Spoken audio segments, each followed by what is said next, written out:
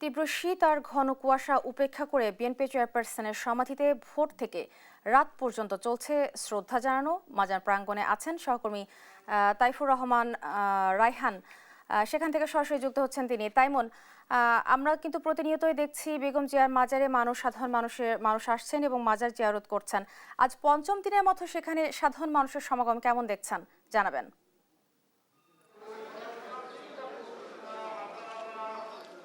চিরিপা যেমনটা বলছেন, আসলে সকাল থেকেই কিন্তু এই যে জিয়া উদ্যানে কিন্তু আমরা দেখেছি যে ধীরে ধীরে মানুষের ভিড় বাড়তে থাকে। অনেকেই কিন্তু এসেছেন পরিবার পরিজন নিয়ে, অনেক সাধারণ মানুষ এসেছেন। তার পাশাপাশি যদি আমরা বলি যে দলীয় নেতাকর্মীরা এসেছেন, এই মুহূর্তে যদি দেখাই যে অনেক দলীয় নেতাকর্মীরা কিন্তু তারা বেগম জিয়ার যে সমাধিস্থল রয়েছে, স্থলে ফুল দিয়ে শ্রদ্ধা নিবেদন করছেন।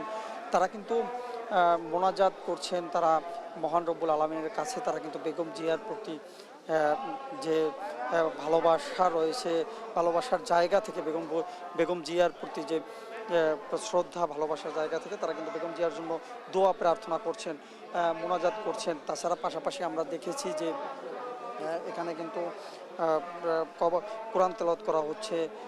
পরে বিভিন্ন নেতাকর্মীরা কিন্তু ফুল দিয়ে এবং কি দলবদ্ধভাবে তারা আসছেন এবং কি তারা বেগম জিয়ার প্রতি যে দোয়া চাচ্ছেন।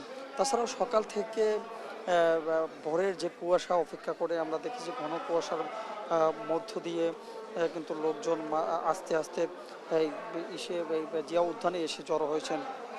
সব মিলিয়ে যদি আমরা যদি সব মিলিয়ে বলি যে এই মুহূর্তে কিন্তু লোকে লোকারণ্য রয়েছে জিয়া উদ্যান। শহীদ প্রেসিডেন্ট জিয়াউর রহমানের পাশাপাশি বেগম খালেদা জিয়ার যে সমাধিস্থল রয়েছে, সেই সমাধিস্থল এর আশপাশ জুড়ে কিন্তু এই মুহূর্তে লোকে লোকারণ্য রয়েছে। তারা সবাই বেগম জিয়ার জন্য দোয়া প্রার্থনা করছেন।